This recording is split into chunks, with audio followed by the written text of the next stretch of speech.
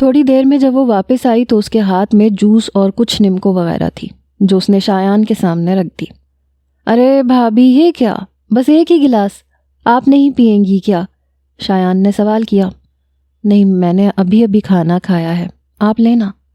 ارے ایسے کیسے اکیلے اکیلے؟ بھابھی میں اکیلے کچھ بھی نہیں کھاتا، مجھے کمپنی ہی دے دیں پلیز۔ اچھا ٹھیک ہے۔ ایمان کا دل تو ذرا نہیں چاہ رہا تھا اس کے ساتھ بیٹھ کے کچھ بھی کھانے پینے کا۔ شایان اس کو شکل سے ہی آوارہ قسم کا لگتا تھا، مگر احمر کا مان رکھنے کی خاطر وہ اپنے لیے بھی ایک گلاس جوس کا لے آئی۔ یہ ہوئی نا بات، شایان بولا اور جوس پینے لگا۔ اچھا بھابھی، نمکو کے ساتھ بسکٹ بھی ہو جاتے تو مزہ آ جاتا۔ ایمان اٹھ کے بسکٹ لینے چلی گئی، جبکہ ایمان کے جاتے ہی شایان نے جلدی جلدی اپنی جیب سے نیند کی دوا نکالی اور ایمان والے گلاس میں انڈیل دی اور خود دوبارہ اپنی جگہ پہ آ کے بیٹھ گیا اور جوس پینے لگا۔ ایمان نے بسکٹ کی پلیٹ میز پہ رکھ دی اور اپنا جوس اٹھا کے پینے لگی۔ شایان اپنا مقصد پورا ہوتے دیکھ کر خوش ہو گیا۔ تھوڑی دیر بعد ایمان کو بہت نیند آنے لگی۔ وہ سمجھ ہی نہیں پائی اس وقت اچانک نیند کا ایسا غلبہ کیوں اس پہ طاری ہو رہا تھا، مگر کافی حد تک وہ شایان کی نظر سمجھ چکی تھی، اس لیے وہ بولی، تم نے کیا ملایا ہے اس جوس میں؟ مگر جب تک شایان جواب دیتا ایمان سو چکی تھی، وہ صوفے پہ ہی سو گئی تھی۔ شایان ایک شاطر سی ہنسی ہنستا ہوا اپنی جگہ سے اٹھ کے ایمان کی طرف بڑھنے لگا۔ اف بھابھی جی، کتنی بھولی ہیں آپ، بڑی آسانی سے میرے ہاتھ آ گئی، اب دیکھیں نا مجھے ذرا بھی محنت نہیں کرنی پڑی۔ شایان یہ بولتا ہوا ایمان کے برابر میں بیٹھ گیا۔ واہ، ہو تو بڑی خوبصورت۔ یہ کہہ کر شایان نے اپنے ہاتھ سے ایمان کے چہرے پہ آئی لٹ کو چھوا۔ جیسے ہی شایان نے ایمان کو چھوا، پورے گھر کی بتیاں اچانک جلنے بجھنے لگیں۔ شایان کا دھیان ایمان پر سے ہٹ کے جلتی بجھتی بتیوں کی طرف ہو گیا۔ یہ بجلی کو کیا مسئلہ ہو گیا اب؟ شایان زیر لب بڑبڑاتا ہوا مین سوئچ ڈھونڈنے کی غرض سے اٹھا کہ اچانک اس کو اپنے سامنے کسی کا سایہ دیوار پہ پڑتا ہوا دکھائی دیا۔ ایک لمحے کی دیر کیے بنا اس نے پلٹ کے دیکھا، مگر وہاں کوئی موجود نہ تھا۔ جب بتی جلتی تو سایہ نظر آتا، مگر وہاں کوئی دکھائی نہ دیتا جس کا عکس دیوار پہ پڑ رہا ہو۔ یہ سایہ کس کا ہے؟ شایان کے ٹھنڈے پسینے چھوٹ گئے۔ اب پورے گھر کی بجلی مکمل طور پہ چلی گئی، سارا گھر اندھیرے میں ڈوب گیا، ہر طرف ایک عجیب سا سناٹا چھا گیا۔ شایان کو نہ جانے عجیب سا احساس ہونے لگا، اسے ایسے لگنے لگا جیسے آج بہت کچھ برا ہونے والا ہے۔ اس گہرے سناٹے میں اس کی سانسوں کی آواز صاف سنائی دے رہی تھی۔ اچانک لان سے کتوں کے رونے کی آواز آنے لگی۔ احمر نے 2 کتے پال رکھے تھے جو لان میں بندھے ہوتے تھے۔ رات چاندنی تھی، چاند کی روشنی لان میں پھیلی ہوئی تھی اور لان اس وقت ایک وحشت ناک منظر پیش کر رہا تھا۔ وہ دونوں کتے بہت برے طریقے سے اونچی آواز میں رونے لگے اور لان کی زمین کھودنے لگے۔ شایان کی ریڑھ کی ہڈی میں سنسنی سی دوڑ گئی۔ اس نے بھاگنے میں ہی عافیت جانی اور بھاگتے ہوئے ہال کے دروازے کی جانب لپکا، مگر وہ ایک جھٹکے سے بند ہو گیا۔ شایان نے بہت کوشش کی، بہت زور لگایا، مگر وہ نہ کھلا۔ شایان اس لمحے کو کوسنے لگا جس لمحے اس نے احمر کے گھر آنے کا فیصلہ کیا تھا۔ وہ گھر کے اندر کی طرف بھاگا، کسی کھڑکی کی تلاش میں، کوئی ایسی کھڑکی جو گھر کے باہر کھلتی ہو۔ وہ ایک ایک کمرے میں جھانکنے لگا۔ آخر کار اس کو ایک کمرے میں اس کی مطلوبہ کھڑکی مل ہی گئی۔ وہ بھاگ کے کھڑکی کے پاس گیا، اس کو کھولنے لگا تو وہ بھی ایک جھٹکے سے بند ہو چکی تھی۔ شایان کی لاکھ کوشش کے باوجود وہ نہ کھلی۔ وہ کھڑکی کھولنے کی کوشش میں لگا ہوا تھا کہ اچانک اس کو کمرے کے ساتھ جڑے باتھ روم سے کسی کے رونے کی ہلکی ہلکی سی آواز سنائی دی۔ شایان کا خون خشک ہو چکا تھا، مگر وہ خود کو سنبھالتا ہوا باتھ روم کی جانب بڑھا۔ باتھ روم کے دروازے پہ ہاتھ رکھا تو وہ چی کی آواز نکالتا ہوا کھل گیا۔ اب رونے کی آواز واضح ہو گئی تھی۔ شایان نے ہمت کرتے ہوئے واش روم کے اندر قدم رکھا تو اس کو ٹب کے پاس کوئی بیٹھا روتا ہوا دکھائی دیا۔ وہ بہت تکلیف سے رو رہا تھا، اس کا پورا جسم جگہ جگہ سے کٹا پھٹا ہوا تھا۔ جب شایان کی نظر اس کے چہرے پہ پڑی تو شایان کے اوسان خطا ہو گئے۔ وہ شخص کوئی اور نہیں بلکہ خود شایان تھا۔ جب شایان بھاگنے کے لیے پلٹا تو شایان کی شکل کا وہ شخص غراتا ہوا شایان کے پیچھے بھاگا۔ شایان اب پیچھے دیکھے بنا ہی بھاگنے لگا۔ بھاگتے بھاگتے وہ لان میں آ گیا۔ گھبراہٹ میں اسے اس بات کا احساس بھی نہ ہوا کہ ہال کا وہ دروازہ جو لان میں کھلتا ہے وہ پہلے تو بند تھا، مگر اب وہ پوری طرح کھلا ہوا تھا اور اس میں سے گزر کر وہ لان میں آ گیا تھا۔ جیسے ہی اس نے لان میں قدم رکھا تو اس کو چاروں طرف سے رونے چیخنے کی آوازیں آنے لگیں، ایسی آوازیں جیسے بہت سارے لوگ ایک ساتھ مل کر ماتم اور بین کر رہے ہوں۔ شایان پاگلوں کی طرح ادھر ادھر دیکھنے لگا۔ اچانک اس کے سامنے کچھ لوگ نظر آئے۔ ان سب نے کفن پہن رکھا تھا اور چہرے بالکل سفید تھے جبکہ ہونٹ نیلے۔ وہ سب ایک میت کے گرد چکر کاٹ رہے تھے اور منحوس آواز سے رو رو کے ماتم کر رہے تھے۔ ان کی آوازوں سے شایان کو اپنے کانوں کے پردے پھٹتے ہوئے معلوم ہوئے۔ ہوا کافی تیز چل رہی تھی۔ ہوا کے چلنے سے اس میت کے چہرے پہ سے کپڑا ہٹا تو شایان کو اس کا چہرہ نظر آیا۔ وہ بھی کوئی اور نہیں بلکہ شایان خود تھا، اور اس کا چہرہ جگہ جگہ سے کٹا ہوا تھا، اس بری طرح سے کہ اس کی پوری بتیسی دکھائی دے رہی تھی۔ اسی وقت شایان کو درخت کے اوپر سے بلیوں کے لڑنے کی آواز سنائی دی۔ اس نے گردن اٹھا کے درخت کی طرف دیکھا تو وہاں کسی بلی کا کوئی وجود نہ تھا، مگر آوازیں ابھی بھی برقرار تھیں۔ شایان کی ٹانگوں میں اب جان نہیں رہی تھی۔ وہ وہیں گھٹنوں کے بل بیٹھ گیا اور زاروں قطار رونے لگا۔ اس کے رونے کی آواز پہ وہ چلتے پھرتے مردے شایان کی طرف متوجہ ہوئے اور اب وہ اسی پر نظریں جمائے اس کی طرف بڑھنے لگے۔ شایان مزید خوف برداشت نہ کر پایا۔ اس کو دل کا دورہ پڑا اور وہ وہیں منہ کے بل گر کر اس دنیا سے کوچ کر گیا، جبکہ ایمان اپنے ارد گرد ہونے والی ہر چیز سے بے خبر گہری نیند سوئی ہوئی تھی۔ صبح کے 7 بج چکے تھے جب احمر گھر پہنچا۔ اپنی والدہ کو وہ وہیں چھوڑ آیا تھا کیونکہ شایان سے اس کا رات سے رابطہ نہیں ہو پایا تھا۔ کال تو جا رہی تھی مگر دوسری طرف سے شایان اٹھا نہیں رہا تھا، تو ایسے میں وہ نورین بیگم کو ساتھ نہیں لا سکتا تھا۔ احمر کے بار بار ہارن بجانے کے باوجود بھی جب گیٹ نہ کھلا تو احمر کو کھٹکا ہوا۔ وہ گاڑی سے اتر کے آیا، گیٹ پھلانگ کے اندر آ گیا۔ اندر آتے ہی اس کے ہوش اڑ گئے۔ پورا لان خون سے بھرا ہوا تھا اور جگہ جگہ گوشت کے ٹکڑے بکھرے پڑے تھے جس میں انسانی اعضاء بھی شامل تھے۔ احمر کی نظر سامنے پڑی تو اس کو شایان کا آدھا سر کٹا ہوا پڑا دکھائی دیا۔ یہ دیکھ کر احمد بہت بری طرح گھبرا گیا۔ اس کو فوراً ایمان کا خیال آیا۔ وہ بھاگتے ہوئے اندر گیا تو ایمان اس کو کہیں دکھائی نہ دی۔ وہ پریشانی کے عالم میں بھاگتا ہوا اپنے بیڈ روم کی طرف گیا تو ایمان کو بیڈ پہ پرسکون نیند میں سوتے ہوئے پایا۔ اسے سلامت دیکھ کر احمد کی جان میں جان آئی۔ اسے سمجھ ہی نہیں آ رہا تھا کہ کل رات اس گھر میں کیا ہوا۔ اس نے فوراً پولیس کو کال کر دی۔ آج شایان کی موت کو پورا 1 ہفتہ ہو چکا تھا۔ احمد نم آنکھوں کے ساتھ شایان کے قاتل کا پتہ کروانے پولیس اسٹیشن میں بیٹھا تھا۔ دیکھیے احمد حسین صاحب، یہ کیس بہت ہی پیچیدہ تھا۔ ہم نے پوری کوشش کی تھی قاتل کا پتہ لگانے کی، مگر قاتل جو بھی تھا وہ بہت چالاکی سے سارے ثبوت مٹا گیا ہے۔ ہمیں کوئی سراغ نہیں مل پایا۔ ابھی تک جس طرح سے قتل کیا گیا ہے اس سے یہ معلوم ہوتا ہے کہ قاتل کو شایان پہ بہت غصہ تھا اور اس نے شایان سے کسی چیز کا بدلہ لینے کے لیے اس کا یہ حال کیا ہے۔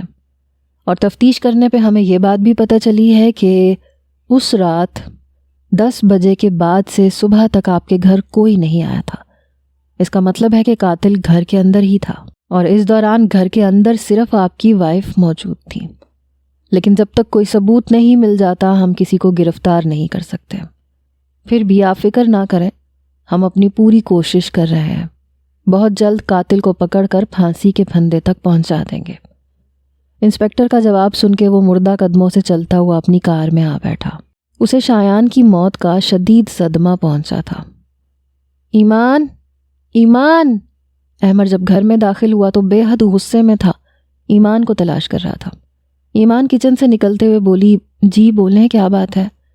احمد بنا کچھ کہے اس کا بازو مضبوطی سے پکڑ کے اسے تقریباً گھسیٹتے ہوئے کمرے میں لایا اور لا کے بیڈ پہ پٹکا۔ احمد یہ کیا طریقہ ہے مجھ سے بات کرنے کا؟ ایمان کی آنکھوں میں آنسو آ چکے تھے۔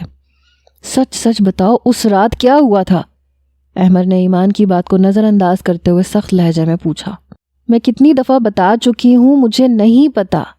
شایان کے آنے کے کچھ دیر بعد میں سو گئی تھی اور جب میں اٹھی تو آپ میرے سرہانے بیٹھے تھے اور پولیس شایان کی باڈی لے جا چکی تھی، ایمان نے جواب دیا۔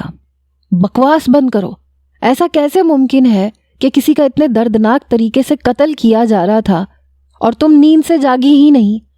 احمر تیز آواز میں بولا۔ احمر میں سچ کہہ رہی ہوں، مجھے نہیں پتا یہ سب کس نے کیا اور کیوں، ایمان روتے ہوئے بولی۔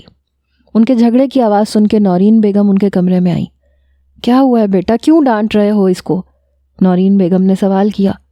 یہ آپ اپنی لاڈلی بہو سے ہی پوچھیں اس سے کہ کیوں مارا ہے اس نے اتنی بے رحمی سے میرے دوست کو۔ یہ کہتے ہوئے احمر کی آنکھوں میں آنسو آ گیا۔ احمر کے منہ سے یہ الفاظ سن کر ایمان کا سر چکرا گیا۔ وہ سوچ بھی نہیں سکتی تھی کہ احمر اس پر اس قسم کا شک بھی کر سکتا ہے۔ ایمان کا دماغ سن ہو چکا تھا، وہ کچھ بھی بول نہ پائی۔ اسے خاموش بیٹھا دیکھ کے نورین بیگم گویا ہوئی۔ ہاں احمر، ایک دفعہ تم جب گھر پہ نہیں تھے تو اس نے مجھے بھی جان کی دھمکی لگائی تھی اور میری گردن پہ چھری بھی رکھ دی تھی اور مجھے سختی سے منع کیا تھا کہ اس بات کا ذکر میں تم سے نہ کروں۔ نورین بیگم نے ڈرتے ڈرتے بات مکمل کی۔ احمر حیرت سے نورین بیگم کی بات سن رہا تھا۔ اس کا مطلب میرا شک واقعی ٹھیک نکلا۔ وہ ایمان کی طرف نفرت بھری نگاہ سے دیکھتا ہوا بولا۔ یہ کیا کہہ رہی ہیں آپ ماما؟ ایمان سے اب برداشت نہ ہو سکا، وہ روتے ہوئے بولی، جبکہ نورین بیگم ڈر کے چپ ہو گئی۔ تمہاری اتنی ہمت کہ تم میری ماں کو جان سے مارو گی؟ احمر نے ایمان کے بال مٹھی میں جکڑ کے اپنے دانت پیستے ہوئے کہا۔ احمر چھوڑیں پلیز، یہ کیا کر رہے ہیں آپ؟ ضرور کوئی غلط فہمی ہوئی ہے، میں کسی کو قتل کرنے کا سوچ بھی نہیں سکتی۔ ایمان بری طرح سے رو رہی تھی۔ احمر اس کے بال ایک جھٹکے سے چھوڑتا ہوا نفرت سے اس کو بیڈ پہ پٹکتے ہوئے بولا، میں نے تمہیں کیا سمجھا تھا اور تم کیا نکلی؟ خیر، بہت جلد اپنے دوست کی موت کا بدلہ لے کے رہوں گا، تمہیں پھانسی لگوا کے۔ وہ کمرے سے نکل گیا۔ نورین بیگم بھی ڈرتے ڈرتے ایمان کو اکیلا چھوڑ کے جلدی سے کمرے سے نکل گئی، جبکہ ایمان اپنے لیے پھانسی کا لفظ احمر کے منہ سے سن کے ٹوٹ گئی تھی۔ بہت کچھ ٹوٹا تھا اس کے اندر، اس کا مان، اس کی امیدیں، اس کا بھروسہ اور بھرم۔ وہ بیڈ پہ پڑی سسکتی رہی۔ اگلے روز حسب معمول احمر آفس جانے کے لیے تیار ہو رہا تھا۔ ایمان ہاتھ میں کافی لیے کمرے میں داخل ہوئی۔ احمر، کافی؟ وہ بولی تو احمر نے ایک غصے سے بھری نظر اس پہ ڈالی۔ نہیں چاہیے تمہارے ہاتھ کا کچھ بھی مجھے، یہ بولتا ہوا وہ کمرے سے باہر جانے لگا۔ ایمان جھٹ سے اس کے سامنے آ کر کھڑی ہو گئی۔ احمر، مجھے آپ سے بات کرنی ہے۔ احمر پلیز ایسے نہ کریں میرے ساتھ، میں نے کسی کو قتل نہیں کیا، میں ایسا سوچ بھی نہیں سکتی، اور میں یہ بھی نہیں جانتی کہ ماما ایسا کیوں کہہ کے گئی ہیں۔ احمر پلیز مجھے سمجھنے کی کوشش کریں، میں بہت اکیلی پڑ گئی ہوں، مجھے آپ کا ساتھ چاہیے، مجھے یوں خود سے دور نہ کریں، اس پوری دنیا میں میرا آپ کے علاوہ اور کوئی نہیں ہے، ایمان روتے ہوئے بولی۔ احمر چپ چاپ اس کی بات سنتا رہا۔ جب وہ بول چکی تو اسے ایک طرف دھکیلتا ہوا باہر چلا گیا۔ ایمان زمین پہ جا گری اور پھوٹ پھوٹ کے رونے لگی۔ احمر آفس میں بیٹھا کام میں مصروف تھا۔ اس کے کام سے باس بہت مطمئن تھا۔ وہ احمر کے حوالے اپنے ضروری کام کر دیا کرتا تھا، جس کو احمر نہایت ذمہ داری سے انجام دیتا تھا۔ آج بھی ان کی بہت ضروری میٹنگ تھی، جس کے سلسلے میں احمر کام کرنے میں مصروف تھا۔ اس نے بہت محنت سے پریزنٹیشن مکمل کی اور ذرا دیر کرسی سے ٹیک لگا کر آنکھیں بند کیے سستانے لگا، اور جب واپس لیپ ٹاپ پہ نظر ڈالی تو ڈیٹا ایمپٹی تھا۔ یہ دیکھ کے احمر کا دماغ سن ہونے لگا۔ یہ کیسے ہوا؟ سارا ڈیٹا کدھر چلا گیا؟ وہ پاگلوں کی طرح لیپ ٹاپ ٹٹولنے لگا، مگر اس کی ساری محنت ضائع ہو چکی تھی۔ وہ سر پکڑ کے بیٹھ گیا۔ میٹنگ میں بس آدھا گھنٹہ باقی تھا۔ اس نے وقت ضائع کیے بنا دوبارہ سے کام شروع کر دیا اور جوں توں کر کے آدھے گھنٹے کے اندر اندر دوبارہ پریزنٹیشن تیار کر لی اور سکھ کا سانس لیا۔ کلائنٹس آ چکے تھے۔ کچھ دیر بعد میٹنگ شروع ہونے والی تھی۔ احمر اپنی پریزنٹیشن پہ نظر ثانی ڈال رہا تھا اور یہ سوچ رہا تھا کہ ڈیٹا ڈیلیٹ کیسے ہوا۔ تو اچانک اسے اپنے پاؤں پہ جلن محسوس ہوئی۔ جب اس نے دیکھا تو اس کی پینٹ کو آگ لگی ہوئی تھی۔ وہ بری طرح سے ہڑبڑا گیا، آگ بجھانے کی صحیح کرنے لگا۔ تھوڑی ہی دیر بعد آگ اس کو اپنی شرٹ پہ بھی محسوس ہوئی اور پھر دھیرے دھیرے آگ اس کے سارے کپڑوں کو لگ گئی۔ احمر آفس کی گیلری کی طرف بھاگا اور جل جانے کے خوف سے حواس باختہ ہو کر آہستہ آہستہ احمر نے اپنا پورا لباس اتار پھینکا۔ اسے ہر طرف بھڑکتی ہوئی آگ دکھائی دینے لگی، سوائے اس روم کے جدھر میٹنگ شروع ہونے والی تھی۔ احمر بھاگتا ہوا اسی کمرے میں چلا گیا۔ کمرے میں گیا تو وہاں بھی اسے ہر طرف آگ دکھائی دی، بس سامنے پڑی ایک ٹیبل آگ کی پہنچ سے دور تھی۔ احمر بھاگ کے اس ٹیبل پہ چڑھ گیا، جبکہ حقیقت میں آگ کہیں نہیں تھی، نہ احمر کے کپڑوں پہ اور نہ ہی کہیں اور۔ یہ بس وجاہت کا بدلہ تھا، احمر سے ایمان کی عزت داؤ پہ لگانے کا۔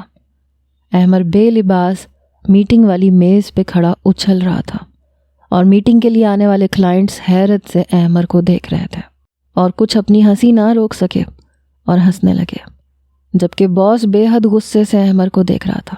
یہ منظر دیکھ کر باس کا بی پی ہائی ہو چکا تھا۔ مسٹر احمر، احمر کا باس غصے سے بولا تو احمر ایک دم ہوش میں آیا۔ اب اسے کہیں آگ دکھائی نہیں دے رہی تھی۔ معاملے کی سنگینی کا اندازہ اس کو اب ہوا تھا۔ وہ حد درجہ شرمندہ ہونے لگا، اس کے پسینے چھوٹ گئے، اس کا دل چاہا کہ زمین پھٹے اور وہ اس کے اندر سما جائے۔ واہ شیخ صاحب، یہ ڈیل کرنی تھی آپ نے، معاف کیجئے گا، ہمیں نہیں کرنی ایسی ڈیل۔ یہ کہتے ہوئے کلائنٹس جانے کے لیے اٹھ کھڑے ہوئے۔ کچھ امپلائیز اور باس کے روکنے پر بھی وہ نہ رکے۔ احمر اب ٹیبل پہ سے اتر چکا تھا اور ادھر ادھر اپنے کپڑے تلاش کر رہا تھا۔ واٹ ربش مسٹر احمر حسین، یہ کیا پاگل پن ہے؟ ان لوگوں کے جاتے ہی باس احمر پہ بھڑک اٹھا۔ جانتے ہو نا یہ کتنے اہم لوگ تھے، کتنا بڑا نام ہے ان کا بزنس کی دنیا میں، اور کتنی محنت کے بعد مجھے ان سے ڈیل کرنے کا موقع ملا تھا، مگر تم نے یہ بےہودگی کر کے سب مٹی میں ملا دیا۔ آخر یہ کیا کر رہے تھے؟ کیا سوجھی تمہیں یہ کرنے کی؟ کوئی مینرز، کوئی تمیز نام کی چیز نہیں تمہارے اندر؟ یہ تھی تمہاری پریزنٹیشن؟ سر میں نے یہ سب جان بوجھ کے نہیں کیا، مجھے ہر طرف آگ دکھائی دے رہی تھی اور میرے ڈریس پہ بھی۔ احمر شرمندہ ہوتے ہوئے بولا، oh you just shut up, shut your mouth. کدھر ہے آگ جو آپ کو دکھائی دے رہی تھی؟ سر وہ میم، مینٹل ہو چکے ہیں آپ مسٹر احمر، مینٹل۔ جائیں اور اپنے دماغ کا علاج کروائیں and get out from here. Boss سختی سے بولا اور ایک پیپر پہ سائن کرنے لگا۔ سائن کرنے کے بعد وہ پیپر احمر کے منہ پہ دے مارا۔ سر یہ کیا ہے؟ آپ کو نوکری سے فارغ کیا جاتا ہے آج، ابھی اور اسی وقت۔ آپ کہیں اور نوکری کریں، مگر اس سے پہلے کسی اچھے دماغ کے ڈاکٹر سے علاج کروائیں۔ باس جان بوجھ کے اس کو شرمندہ کیے جا رہا تھا۔ سر میں نے کتنا کچھ کیا ہے اس بزنس کے لیے۔ احمر روحان سا ہونے لگا۔ Get last. باس یہ الفاظ بولتا ہوا تیزی سے جانے لگا۔ سر میری بات تو سن لیں، سر پلیز جائیں ورنہ مجھے سیکیورٹی کو بلانا پڑے گا۔ باس اپنا آخری فیصلہ سناتا ہوا وہاں سے جا چکا تھا۔ احمر نے اپنا لباس اٹھا کے پہنا اور لوگوں کی چبھتی ہوئی نظریں برداشت کرتا ہوا پارکنگ کی طرف چل دیا۔ احمر جب گھر پہنچا تو اس وقت دوپہر کے 2 بج رہے تھے۔ اس نے ڈور بیل بجائی تو ایمان نے دروازہ کھولا۔ احمر، آج آپ جلدی آ گئے، طبیعت تو ٹھیک ہے نا آپ کی؟ ایمان پریشانی سے بولی، جبکہ احمر کچھ بولے بنا اندر آنے لگا اور اپنے کمرے کی طرف بڑھا۔ احمر، کیا ہوا ہے؟ آپ کا چہرہ اتنا اترا ہوا کیوں ہے؟ ایمان بھی اس کے پیچھے پیچھے آنے لگی، مگر احمر کا ذہن اس دنیا میں نہ تھا۔ وہ بس جلد سے جلد اپنے کمرے میں جانا چاہتا تھا۔ احمر بات تو سنے۔ ایمان بولتی رہ گئی مگر احمر کمرے میں چلا گیا، جبکہ ایمان کچن سے احمر کے لیے پانی لینے چلی گئی۔ پانی لے کے کمرے میں آئی، بیڈ پہ بیٹھتے ہوئے پیار سے احمر کا ہاتھ تھام کے بولی، احمر، میں جانتی ہوں پچھلے دنوں جو کچھ بھی ہوا اس وجہ سے آپ بہت اپسیٹ ہیں، اور یہ بھی جانتی ہوں کہ ان حالاتوں کی وجہ سے ہمارے بیچ میں بہت کچھ غلط ہو چکا ہے، بہت دوریاں آ چکی ہیں، مگر بس بہت ہوا، اب مزید ہم ایسا نہیں ہونے دیں گے۔ ہم اپنا رشتہ پہلے جیسا کر لیں گے، مگر اس کے لیے مجھے آپ کا ساتھ چاہیے۔ آپ دیں گے نا میرا ساتھ؟ احمد نے اس کی طرف دیکھا مگر گم سم بیٹھا رہا۔ ایمان نے بخار چیک کرنے کی غرض سے اس کا ماتھا چھوا۔ بخار تو نہیں ہے آپ کو؟ ایمان، جاؤ، میں تمہاری شکل نہیں دیکھنا چاہتا، اکیلا چھوڑ دو مجھے۔ احمد نے سختی سے اپنا ہاتھ ایمان کے نازک سے ہاتھ سے چھڑواتے ہوئے کہا۔ ایمان کو اس کے ایسے رویے سے بہت تکلیف ہوئی کہ سرد مہری بہت اداس کر گئی، مگر وہ صبر کرتی ہوئی وہاں سے چلی گئی۔ اس کے جاتے ہی احمد آنکھیں بند کر کے لیٹ گیا۔ اس نے آنکھیں بند کی ہی تھیں کہ اسے اپنے چہرے پہ اچانک جلن محسوس ہونے لگی، اور وہ جلن اتنی بڑھ گئی کہ اس کی برداشت سے باہر ہونے لگی۔ وہ بھاگتے ہوئے واش روم کی طرف لپکا، جلدی سے واش بیسن کے سامنے کھڑا اپنے منہ پہ پانی ڈالنے لگا، مگر جلن ختم ہونے کا نام ہی نہیں لے رہی تھی۔ جب اس کی نظر سامنے لگے شیشے پہ پڑی تو اس کی جان نکل گئی۔ احمد کا چہرہ پوری طرح جل چکا تھا۔ احمد چیخنے چلانے لگا، بھاگتے ہوئے باہر آیا، ایمان، ایمان ادھر آؤ! مگر ایمان اور اس کی ماں گھر میں کہیں نہیں تھے۔ احمد نے پورا گھر چھان مارا مگر گھر میں اسے کوئی نہ ملا۔ اسے جلن کا احساس مسلسل ہو رہا تھا۔ وہ دوسرے کمرے کی سنگھار میز پہ لگے آئینے کے سامنے کھڑا ہو کے اپنا چہرہ دیکھنے لگا۔ ابھی بھی اس کو اپنا پورا چہرہ جلا ہوا دکھائی دیا، مگر احمد کا آئینے میں پڑتا عکس زور زور سے ہنس رہا تھا۔ احمد ڈرتے ہوئے وہاں سے بھاگ گیا، باہر ہال میں آیا۔ ہال میں آتے ہی اس کی نظر سامنے صوفے پہ پڑی تو وہ خوف سے تھرا اٹھا۔ اجلے چہرے والا احمد اب صوفے پہ بیٹھا تھا اور احمد کو گھور گھور کے دیکھ رہا تھا۔ کچھ دیر بعد وہ باقاعدہ اٹھ کے احمد کے قریب آنے لگا۔ صرف چہرہ ہی نہیں، اس کے ہاتھ، پیر، پورا جسم مکمل طرح سے جلا ہوا تھا۔ احمد کو اپنی موت دکھائی دینے لگی۔ وہ آنکھیں بند کیے زور زور سے چلانے لگا، اور ایک دم اس نے اپنی آنکھیں کھول دی تو خود کو اپنے بیڈ پہ پایا جہاں وہ سونے کے لیے لیٹا تھا۔ اس کی چیخوں کی آواز سن کے ایمان کمرے میں بھاگی آئی۔ کیا ہوا احمد، آپ ٹھیک تو ہیں نا؟ وہ فکر مندی سے احمد کا ہاتھ تھامے پوچھ رہی تھی، جبکہ احمد یہ سمجھ نہیں پا رہا تھا کہ ابھی تھوڑی دیر پہلے اس کے ساتھ جو کچھ بھی ہوا وہ خواب تھا یا حقیقت۔ نہیں، وہ خواب نہیں تھا۔ وہ اونچی آواز سے بولا اور بھاگ کے کمرے میں موجود آئینے کے سامنے جا کے خود کو پاگلوں کی طرح دیکھنے لگا۔ اب اسے اپنا چہرہ بالکل ٹھیک دکھائی دیا، کہیں کوئی جلے کا نشان نہیں، مگر جلن ابھی بھی تھی۔ احمد، کوئی خواب دیکھا ہے کیا آپ نے؟ ہاں، نہیں ایمان، وہ خواب نہیں تھا، وہ نہیں تھا۔ تم کدھر تھی؟ ہاں، کدھر چلی گئی تھی؟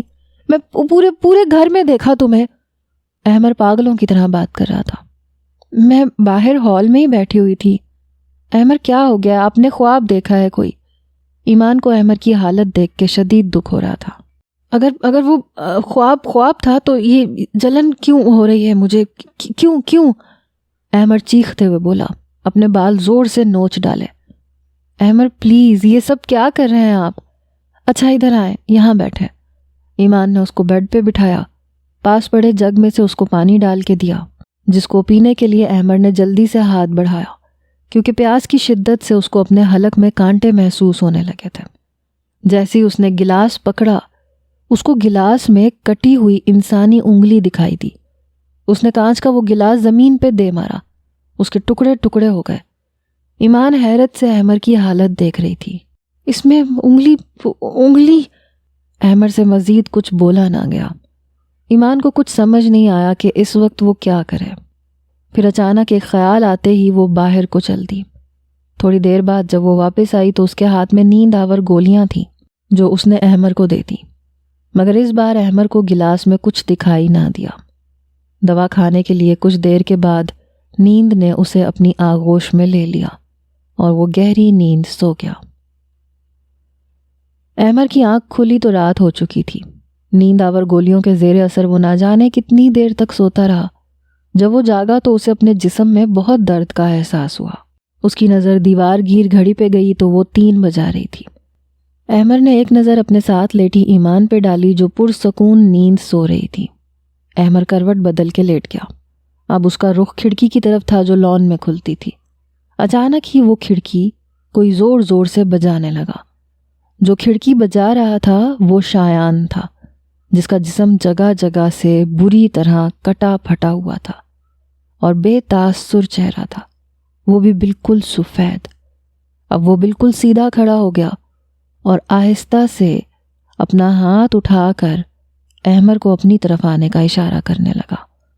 یہ منظر دیکھ کے احمر کے اوسان خطا ہو گئے۔ اس نے جلدی سے لحاف کو منہ تک اوڑھ لیا اور تیز تیز سانس لینے لگا۔ اچانک اسے اپنے اوپر کچھ وزن سا محسوس ہوا، جیسے کوئی بھاری وجود اس کے اوپر لیٹا ہو۔ احمر کو اپنا دم گھٹتا محسوس ہوا۔ اس کے اوپر موجود وجود نے اب اسے زور سے جکڑ لیا۔ احمر نے اپنے آپ کو اس کی گرفت سے چھڑوانے کی صحیح کی، لاکھ کوشش کے باوجود بھی وہ ہل نہیں پا رہا تھا، اور پھر اچانک ہی وہ وزن ختم ہو گیا۔ احمر نے ڈرتے ڈرتے لحاف منہ پہ سے ہٹایا تو ہر طرف خاموشی تھی اور کوئی بھی غیر معمولی حرکت نہیں ہو رہی تھی۔ احمر نے ایک گہرا سانس لیا ہی تھا کہ اسے نورین بیگم کے کمرے سے ایک دردناک چیخ سنائی دی۔ یہ تو ماما کی آواز ہے۔ وہ فوراً کمبل دور پھینکتا ہوا باہر کو بھاگا، زینے سے اترتا ہوا نورین بیگم کے کمرے کی جانب بڑھا۔ جیسے ہی وہ ان کے کمرے کے دروازے پہ پہنچا تو نورین بیگم کے کمرے کا دروازہ پوری طرح سے کھلا ہوا تھا۔ ان کے کمرے کی ساری کھڑکیاں بھی کھلی ہوئی تھیں۔ بیڈ پہ ایک کفن پوش لاش لیٹی ہوئی تھی، جس کی ساخت سے صاف واضح تھا کہ وہ لاش نورین بیگم کی ہی تھی۔ یہ منظر دیکھ کے احمر کو شدید دھچکا لگا اور پھر اچانک ہی پورے گھر کی بجلی چلی گئی۔ ہوا کے تیز جھونکوں کی وجہ سے کھلے ہوئے دروازے اور کھڑکیاں کھلنے بند ہونے لگے، جو ماحول کو مزید ہیبت ناک بنانے لگے۔ احمر کے لیے یہ سب کچھ بہت تکلیف دہ تھا۔ اسے اپنے پیچھے سے کسی کے چلنے کی آواز سنائی دی۔ اس نے پلٹ کے دیکھا تو ایک عجیب سا ہیولا نظر آیا، جس کے ہاتھ میں ایک پرانے طرز کی مشل روشن تھی، اور وہ ہیولا اس مشل کو پکڑ کر پورے گھر میں ادھر سے ادھر گھوم رہا تھا۔ پورے گھر کا چکر کاٹ کے اب وہ احمر کی طرف آنے لگا۔ احمر بھاگتے ہوئے اپنے کمرے کی طرف آیا، جلدی سے دروازہ بند کر دیا۔ ایمان شور کی آواز سے جاگ گئی اور احمر کو یوں گھبرایا ہوا دیکھ کر جلدی سے اس کے پاس آئی۔ احمر، کیا ہوا؟ اتنی رات کو باہر کیوں گئے تھے آپ؟ ایمان وہ ماما مر چکی ہیں، شایان نے انہیں مار ڈالا۔ کیا؟ یہ کیا بولے جا رہے ہیں آپ احمر؟ اچھا تمہیں یقین نہیں تو میرے ساتھ چلو، خود دیکھ لو۔ احمر ایمان کا ہاتھ پکڑ کے اس کو نیچے لے جانے لگا۔ بجلی آ چکی تھی اور گھر کا ماحول اب بدلا ہوا تھا۔ ایمان اور احمر نیچے پہنچے تو نورین بیگم کے کمرے کا دروازہ حسب معمول بند تھا۔ احمر نے دروازہ زور سے پیٹنا شروع کر دیا۔ ارے کون ہے؟ آ رہی ہوں۔ نورین بیگم کی آواز آتے ہی دونوں ایک دوسرے کو دیکھنے لگے۔ نورین بیگم نے دروازہ کھول دیا۔ وہ بالکل صحیح سلامت ان کے سامنے کھڑی تھی۔ خیریت؟ اتنی رات کو تم دونوں؟ اور احمر یہ تجھے کیا ہوا ہے؟ چہرہ ایسے زرد کیوں پڑ گیا تیرا؟ نورین بیگم پریشان ہوتے ہوئے بولی، نہیں ماما، وہ ہم لوگ ایسے ہی آئے تھے، کوئی بھی مسئلہ نہیں ہے، آپ سو جائیں۔ ایمان نے بات سنبھالی۔ وہ نہیں چاہتی تھی کہ نورین بیگم بے وجہ پریشان ہو جائے۔ پکا نا بیٹا؟ جی آپ سو جائیں۔ چلے احمر، ایمان بولی، مگر تب سے لے کر ابھی تک احمر کے منہ سے ایک لفظ نہیں نکلا تھا۔ وہ بس گم سم کھڑا تھا۔ نورین بیگم کو اس کی حالت ٹھیک تو نہ لگی، مگر وہ ایمان کے خوف سے چپ سادھ گئیں اور بنا کوئی سوال کیے سو جانے میں ہی عافیت جانی۔ ایمان احمر کو سنبھالتی ہوئی بڑی مشکل سے کمرے میں لے آئی، اس کے اوپر لحاف اوڑھا دیا۔ تھوڑی ہی دیر میں احمر سو گیا، مگر ایمان کی نیند پوری طرح سے اڑ چکی تھی۔ وہ احمر کو لے کر بہت افسردہ اور فکر مند ہو گئی تھی۔ وہ اس کی ایسی حالت کی وجہ شایان کی اچانک موت کو سمجھتی تھی کہ عزیز دوست کو کھو دینے کی وجہ سے ان کے ذہن پہ ذرا اثر ہو گیا ہے۔ احمر کی ایسی حالت کو آج پورے 2.5 مہینے ہو چکے تھے۔ وقت گزرنے کے ساتھ اس کی حالت میں بہتری آنے کے بجائے اس کی حالت اور بدتر ہو چکی تھی۔ ایک عرصے سے وہ رات کو سو نہیں پایا تھا۔ اب تو اس نے کسی سے بات کرنا بھی چھوڑ دی تھی۔ کبھی کبھی پاگلوں کی طرح چلانے لگتا، کبھی زور زور سے رونے لگتا۔ اس کی رنگت بالکل چھپکلی کی طرح زرد پڑ چکی تھی۔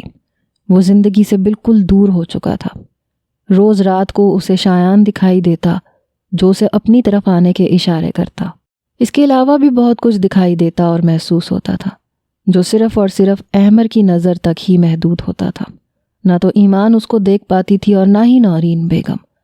اس کی ایسی حالت کے پیش نظر ایمان نے اس کو 1-2 ماہر نفسیات کو بھی دکھایا، مگر کسی دوا سے اس کو کوئی افاقہ نہ ہوا۔ بہت سے لوگ احمر کی حالت دیکھ کے اس کو روحانی علاج کا مشورہ دے چکے تھے، اور ان میں سب سے آگے نورین بیگم کے ایک کزن ناصر سلیم، جو کراچی میں ہی رہائش پذیر تھے۔ وہ بہت دفعہ اپنی بہن نورین کو روحانی علاج کا مشورہ دے چکے تھے، مگر نورین بیگم نے آج تک ایسے کسی بھی مشورے پہ کان نہیں دھرے تھے۔ لیکن دن بدن احمر کی بگڑتی ہوئی حالت کو دیکھ کر چاروں ناچار انہیں ناصر سلیم کی بات ماننی ہی پڑی۔ اسی سلسلے میں آج ناصر سلیم اپنے جاننے والے ایک پہنچے ہوئے بزرگ کو اپنے ساتھ احمر کے گھر لانے والے تھے۔ شام کا وقت تھا۔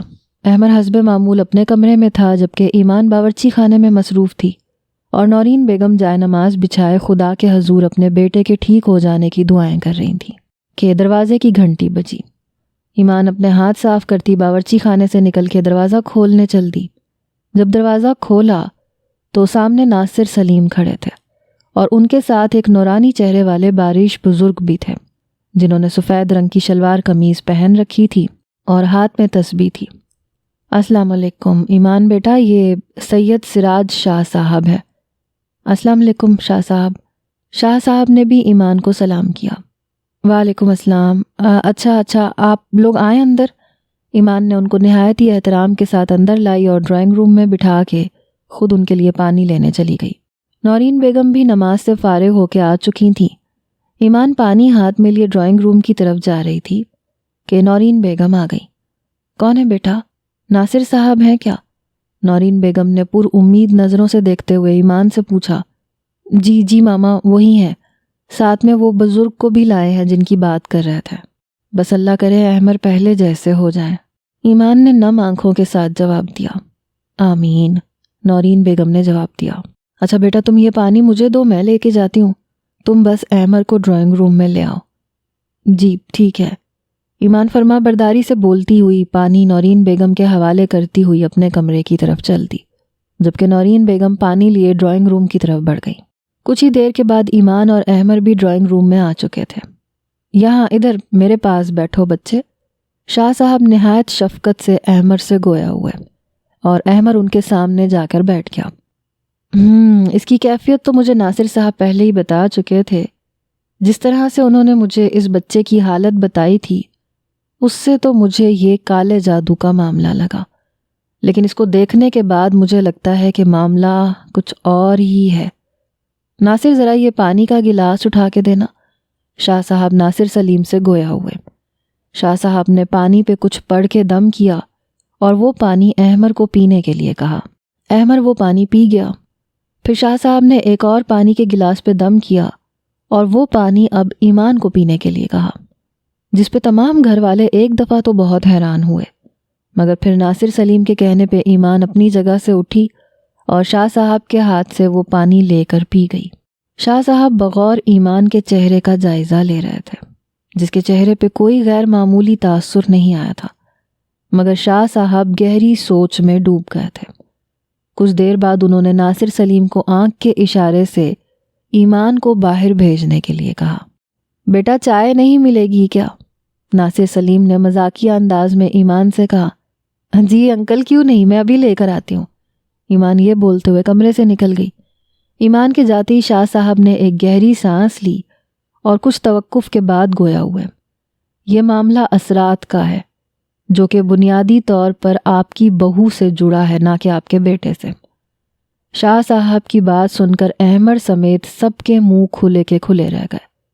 بہو پر ہے مطلب؟ نورین بیگم بے ساختہ سوال کر اٹھی۔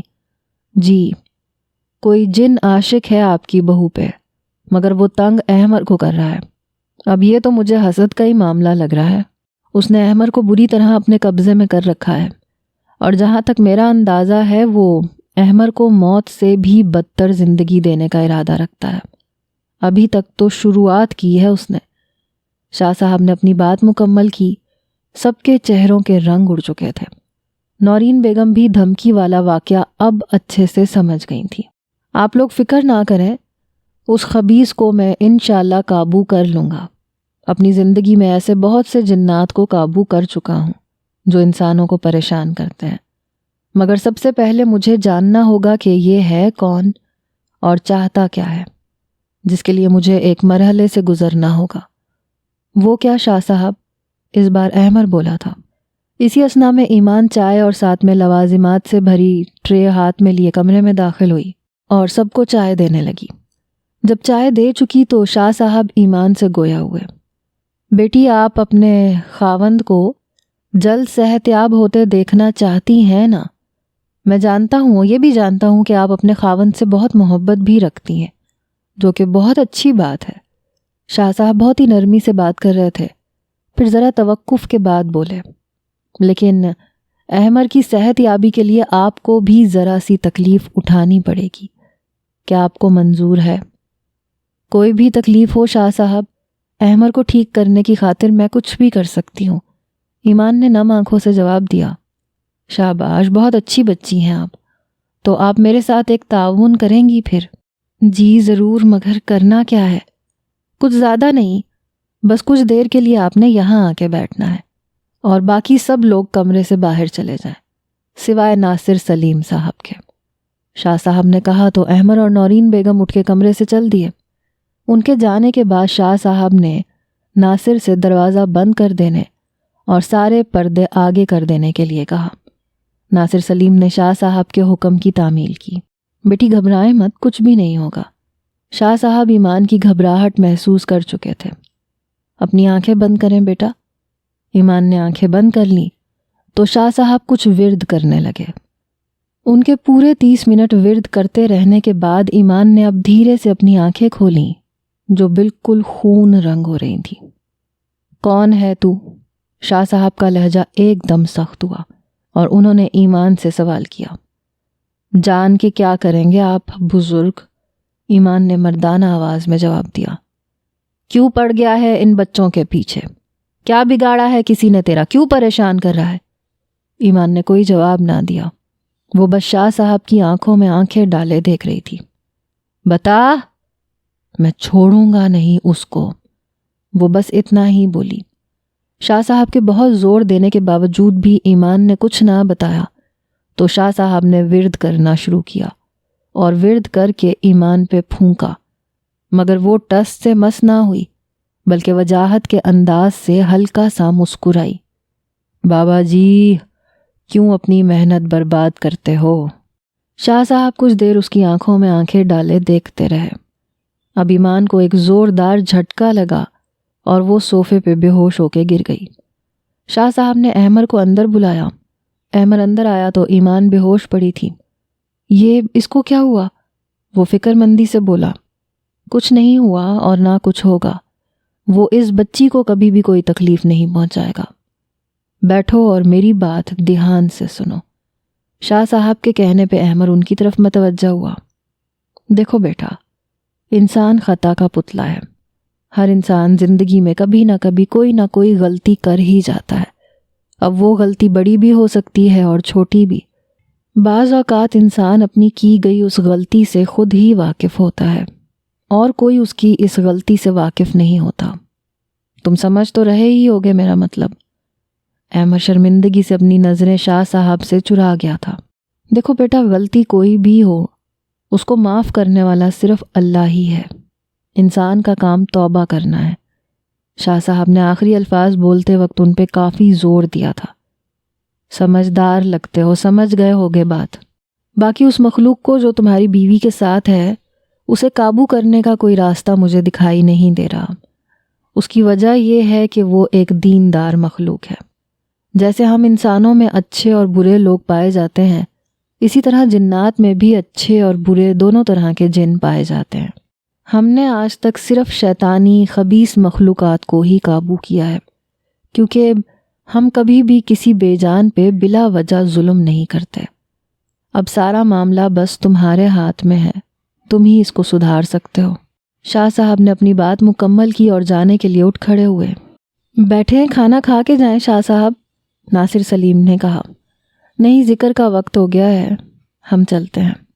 اللہ نگہبان ہو تمہارا بیٹے، یہ کہتے ہوئے شاہ صاحب تیزی سے باہر کی طرف چل دیے اور ناصر سلیم ان کو ان کے آستانے پہ چھوڑنے کے لیے ان کے ساتھ ہو لیا۔ شاہ صاحب کے جاتے ہی احمر سر پکڑ کے بیٹھ گیا۔ یہ کیا کہہ گئے شاہ صاحب؟ یعنی کہ اس مصیبت سے چھٹکارا پانے کے لیے مجھے اپنی وہ غلطی ماننی ہوگی جس کے بارے میں آج تک میرے علاوہ اور کسی کو نہیں پتا سوائے شایان کے۔ کیسے؟ یہ کیسے ممکن ہے؟ اگر میں اپنی غلطی کا اقرار کرتے ہوئے ایمان سے معافی مانگوں تو کتنا گر جاؤں گا اس کی اور ماما کی نظروں میں، اور ان کو مجھے اپنی میڈیکل رپورٹس کے بارے میں بھی بتانا پڑے گا۔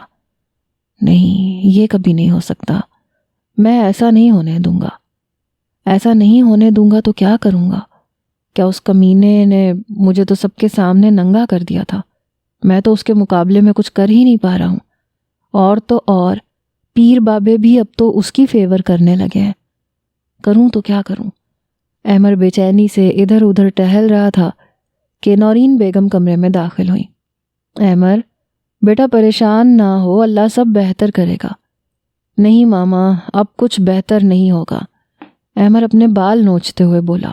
نورین بیگم کو اس کی ایسی حالت دیکھ کے بہت دکھ ہو رہا تھا، اور کچھ دیر سوچتے رہنے کے بعد احمر بولا، ہاں یہی ٹھیک فیصلہ ہے۔ ماما ایمان کدھر ہے؟ کدھر ہے؟ احمر پاگلوں کی طرح چلا رہا تھا۔ کچن میں ہے بیٹا، تیرے لیے سوپ بنا رہی ہے۔ احمر بڑے بڑے قدم اٹھاتا ہوا باورچی خانے کی طرف چل دیا اور باورچی خانے میں کھڑی ایمان کو بازو سے کھینچتے ہوئے باہر لایا۔ یہ سب تمہاری وجہ سے ہو رہا ہے ایمان، سب کچھ۔ جانتی ہو میری ایسی حالت کا ذمہ دار کون ہے؟ صرف اور صرف تم۔ تمہاری وجہ سے میں یہ موت سے بھی بدتر زندگی گزار رہا ہوں۔ بتاؤ، کوئی غلطی کی تھی کیا میں نے تم سے؟ محبت کر کے، شادی کر کے، ہاں، جس کی سزا تم مجھے یوں دے رہی ہو؟ یہ کیا بولے جا رہے ہیں احمر آپ؟ میں کیوں چاہوں گی کہ ایسا ہو؟ میں نے کیا کیا ہے آپ کو؟ بکواس بند۔ اب میں تمہیں اور تمہاری اس منحوسیت کو برداشت مزید نہیں کر سکتا۔ نکل جاؤ میرے گھر سے ابھی۔ مگر احمر یہ گھر میرا بھی ہے، کدھر جاؤں گی میں؟ اب سے یہ نہیں رہے گا تمہارا، کیونکہ میں آج ابھی اسی وقت اپنے پورے ہوش و حواس میں تمہیں طلاق دیتا ہوں، طلاق دیتا ہوں، طلاق دیتا ہوں۔ Now get lost from my side۔ احمر نے یہ الفاظ بول کر ایمان پہ بجلی گرا دی تھی۔ وہ سکتے میں آ چکی تھی، ایک ہی پل میں سب کچھ بکھر گیا تھا۔ ان کا رشتہ، احمر کی ایمان سے محبت، ایمان کے سارے خواب، اس کی وہ کوشش جو وہ اپنا رشتہ سدھارنے کے لیے کر رہی تھی، اور اس کا اس گھر سے رشتہ، سب کچھ ایک ہی پل میں چکنا چور ہو گیا تھا۔ نکلو ابھی کے ابھی میرے گھر سے۔ جیسے ہی تمہارے منحوس قدم میرے گھر سے نکلیں گے نا، میری زندگی سکون میں آ جائے گی۔ احمر بد لحاظی سے بولا تھا۔ احمر یہ کدھر جائے گی اس وقت اس شہر میں؟ نورین بیگم ان کے بیچ میں بول پڑی۔ بھاڑ میں جائے میری طرف سے، مگر یہ یہاں نہیں رک سکتی۔ یہ بولتے ہوئے احمر نے ایمان کو بازو سے پکڑا اور گھر سے باہر نکال دیا اور گھر کا دروازہ بند کر دیا۔ ایمان پتھر کی مورت بنی کھڑی تھی، اس کا دماغ بری طرح سے معوف ہو چکا تھا، کان سائیں سائیں کر رہے تھے، وہ اس دنیا سے بالکل بیگانی ہو چکی تھی۔ عشاء کی اذان ہو چکی تھی، باہر کسی کو بھی ایمان سے اور ایمان کی حالت سے کوئی لینا دینا نہ تھا۔ وہ مردہ قدموں سے چلتی جا رہی تھی، اس کے کان میں مسلسل بس احمر کے الفاظ گونج رہے تھے۔ چلتے چلتے اسے ہوش ہی نہ رہی کہ وہ سڑک پہ آ چکی ہے اور تیز رفتار گاڑیوں کے بیچوں بیچ چل رہی ہے۔ اچانک وہ ایک تیز رفتار گاڑی سے جا ٹکرائی اور لڑکتی ہوئی دور جا گری۔ ایمان کو اپنی ٹانگ اور سر میں شدید تکلیف کا احساس ہوا۔ اس کے بعد اس کی آنکھوں کے آگے اندھیرا چھا گیا۔ جب اس کی آنکھ کھلی تو اس نے خود کو کسی کے گھر میں ایک آرام دہ بستر پہ پایا۔ اس کے سرہانے ایک نرس موجود تھی۔ اس نے اٹھنے کی کوشش کی تو اس کو بے حد کمزوری محسوس ہوئی۔ اس کے منہ سے بے ساختہ نکلا، ارے آرام سے، اٹھے مت، لیٹی رہیں آپ پلیز، میں ابھی آئی۔ نرس خوشی سے کہتی ہوئی باہر کو چل دی۔ تھوڑی دیر بعد وہ وجاہت کو ساتھ لیے کمرے میں داخل ہوئی۔ وجاہت تقریباً بھاگتے ہوئے ایمان کے پاس آیا تھا۔ ایمان تمہیں ہوش آ گیا؟ یا خدا تیرا شکر تم ٹھیک ہو۔ کہ کیسا محسوس کر رہی ہو اب؟ کہیں تکلیف تو نہیں ہے نا؟ ٹھیک ہو تم؟ اور پاؤں کیسا ہے اب؟ وجاہت نے ایک ہی سانس میں اتنا کچھ بول ڈالا تھا اور اس کی آنکھیں نم تھیں، جبکہ ایمان اپنے سامنے وجاہت کو دیکھ کے حیران رہ گئی تھی۔ ایمان کی طلاق اور ایکسیڈنٹ کو پورے 6 ماہ بیت چکے تھے۔ حادثے کی بدولت ایمان کے سر پہ گہری چوٹ لگی تھی، جس کی وجہ سے وہ کوما میں چلی گئی تھی اور اس کی ٹانگ بھی ٹوٹ چکی تھی۔ آج 6 ماہ بعد اسے ہوش آیا تھا۔ وجاہت ہی اس کو ہسپتال لے کے گیا تھا۔ ساری دیکھ بھال کا ذمہ اس نے اپنے سر لیا تھا۔ اس نے ایمان کے لیے ایک نرس بھی رکھ لی تھی۔ وجاہت، آپ؟ اپنے سامنے وجاہت کو دیکھ کے ایمان کو حیرت کا شدید جھٹکا لگا تھا۔ ہاں میں، مگر کیسے؟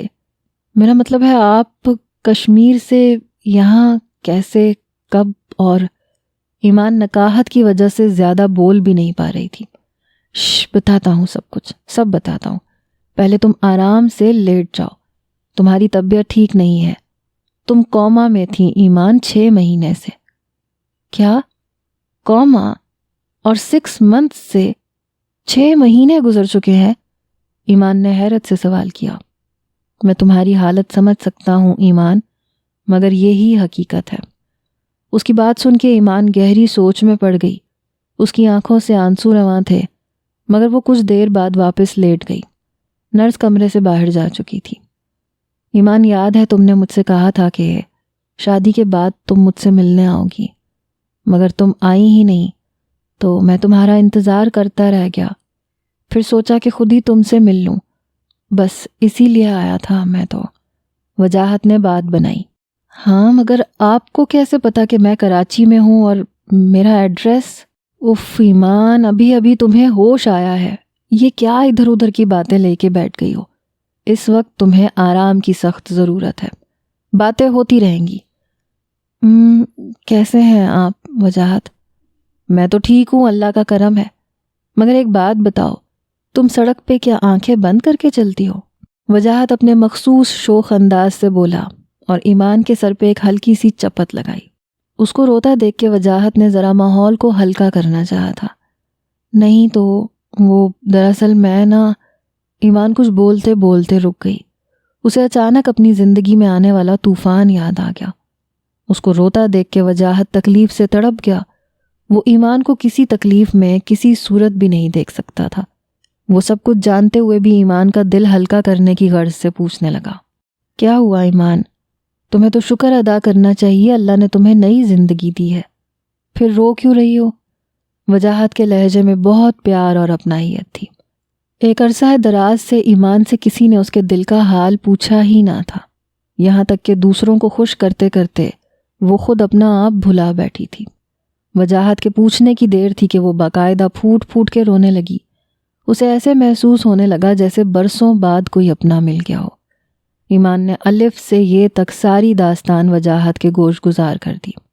اگر وجاہت کی جگہ کوئی اور ہوتا تو ایمان کبھی بھی اس کو اپنے دل کا حال یوں نہ بیان کرتی، کیونکہ کبھی بھی وہ کسی سے اپنے دل کی بات نہیں بانٹتی تھی سوائے احمر کے، مگر ایمان کو سننے کے لیے احمر کو کبھی بھی وقت نہیں ملا۔ وجاہت خاموشی سے گردن جھکائے ایمان کی ساری بات سنتا رہا۔ جب وہ بول چکی تو وجاہت نے نظر اٹھا کے اس کے چہرے کی طرف دیکھا۔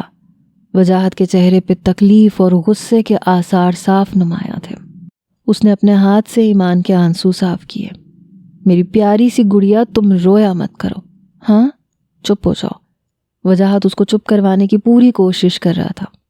اچھا سنو، ادھر میری طرف دیکھو، میری بات سنو۔ تمہیں پتہ ہے یہ تکلیفیں تو پروردگار کی طرف سے ہوتی ہیں، لیکن میری ایک بات یاد رکھنا، یہ تکلیفیں کبھی بھی بلا وجہ نہیں ہوتی۔ اس کے ہاتھ کا لمس اپنے گال پہ محسوس کر کے ایمان کے دل کو شدت سے اپنائیت کا احساس ہوا۔ وہ کافی دیر تک اسے تسلی دیتا رہا۔ ایمان کو وجاہت کی امید بخشنے والی باتوں سے تھوڑا حوصلہ ہوا تھا۔ اسے وجاہت کا ساتھ اور اس کی موجودگی سے عجیب سا سکون حاصل ہو رہا تھا۔ وہ وجاہت کی کالی کالی سیاہ آنکھوں کو دیکھنے لگی۔ اسے وجاہت کی آنکھیں تب ہی سے بہت پسند آئی تھیں جب اس نے جھرنے کے سامنے وجاہت کو پہلی دفعہ دیکھا تھا، مگر اس نے ایسا کوئی اعتراف کبھی بھی وجاہت کے سامنے نہیں کیا تھا۔ اس کی آنکھیں واقعی قابل تعریف تھیں، مگر ایمان کو آج اس کی آنکھوں میں سیاہی کے ساتھ ساتھ محبت اور درد بھی دکھائی دیا۔ وہ محبت اور درد جس کو وہ رد کر گئی تھی اور احمر کا ہاتھ تھام لیا تھا۔ ایسے کیا دیکھ رہی ہو؟ ایمان کو اپنی طرف یوں ٹک ٹکی باندھے دیکھتے رہنے پہ وجاہت نے سوال کیا۔ وجاہت، میں نے آپ کے ساتھ اچھا نہیں کیا، میں جانتی ہوں، وہ شرمندگی سے گردن جھکاتے ہوئے بولی۔ مگر کیا اچھا نہیں کیا تم نے؟ ایسے کیوں کہہ رہی ہو؟ وجاہت نے حیرت سے اس کی طرف دیکھ کے سوال کیا۔ جب ہماری آخری ملاقات ہوئی تھی نا، اس کے بعد بھی میں ایک دفعہ آپ سے ملنے اسی جگہ آئی تھی، تو میں نے وہاں پھول ایمان کچھ کہتے کہتے رک گئی، جبکہ وجاہت خاموشی سے اس کی طرف متوجہ تھا۔ تو آپ وہاں تھے ہی نہیں، تو میں ایسے ہی لوٹ آئی، تو یہ اچھا نہیں ہوا تھا۔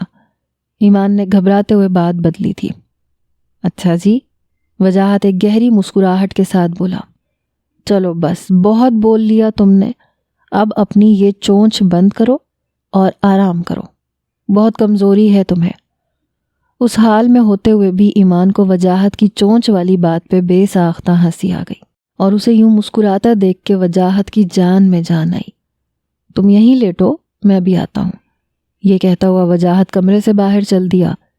وجاہت کے جانے کے بعد ایمان کا دھیان کمرے پہ گیا۔ کمرہ بہت زیادہ پرآسائش تو نہیں تھا، مگر ٹھیک ٹھاک تھا۔ اس میں کسی چیز کی کوئی کمی نہیں تھی، سلیقے سے ہر چیز رکھی گئی تھی۔ کچھ دیر بعد وجاہت ہاتھ میں گرم سوپ لیے داخل ہوا، اور اس نے وہ سوپ پاس پڑی میز پہ رکھ دیا۔ اٹھیں میڈم، آپ نے یہ سوپ ختم کرنا ہے، تیاری پکڑ لیں۔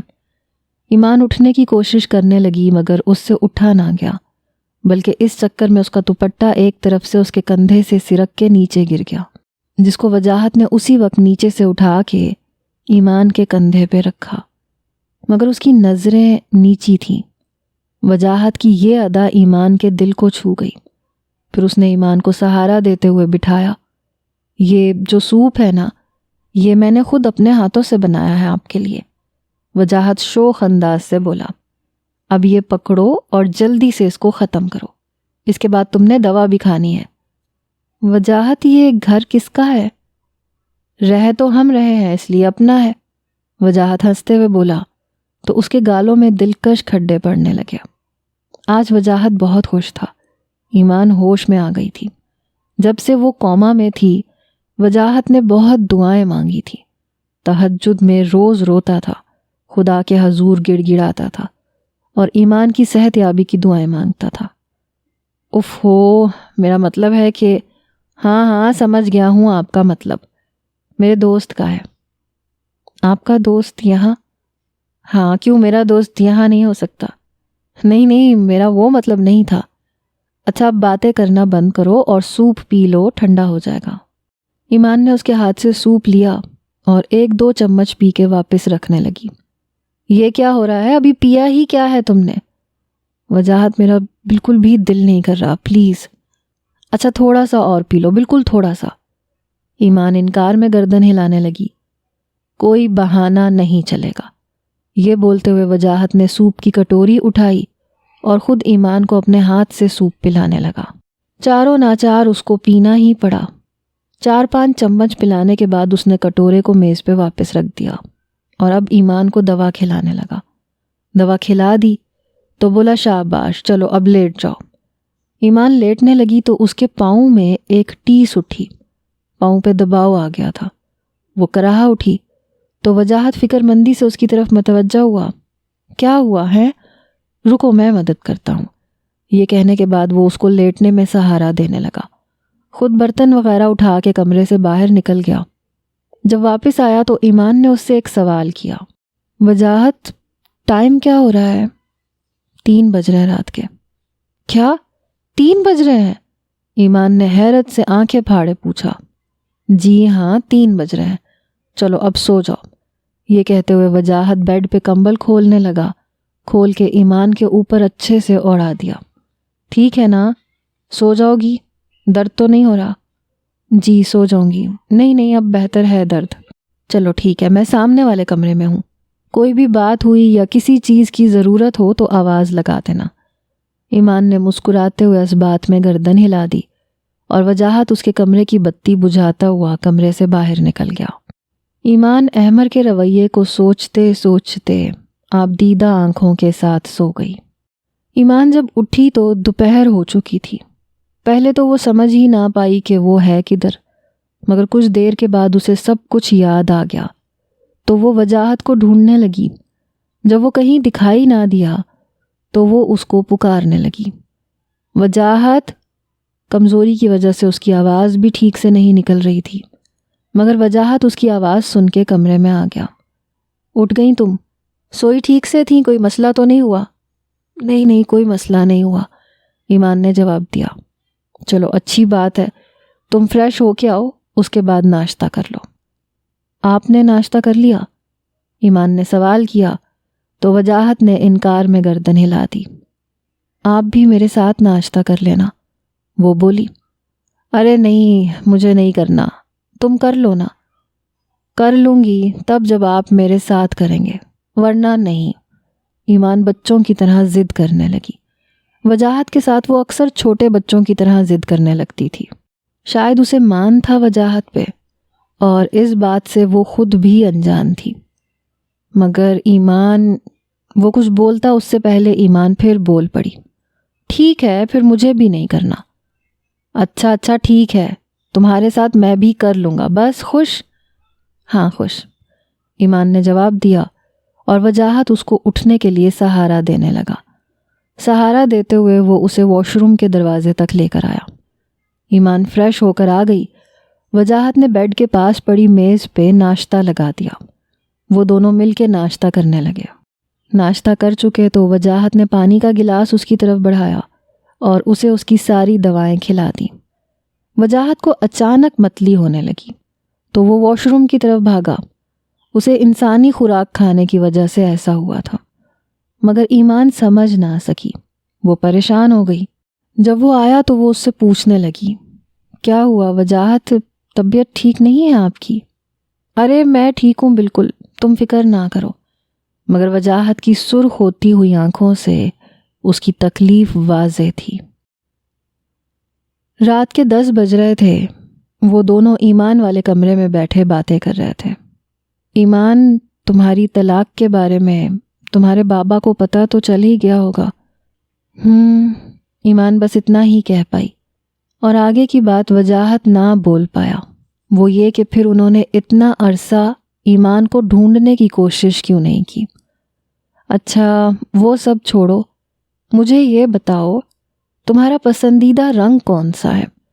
وجاہت نے اس کا دھیان بٹانے کی غرض سے سوال کیا۔ وجاہت، ایک گلاس پانی ملے گا؟ ایمان اس کے سوال کا جواب دیے بنا بولی۔ بالکل ملے گا، وجاہت بولا اور پانی لینے چلا گیا۔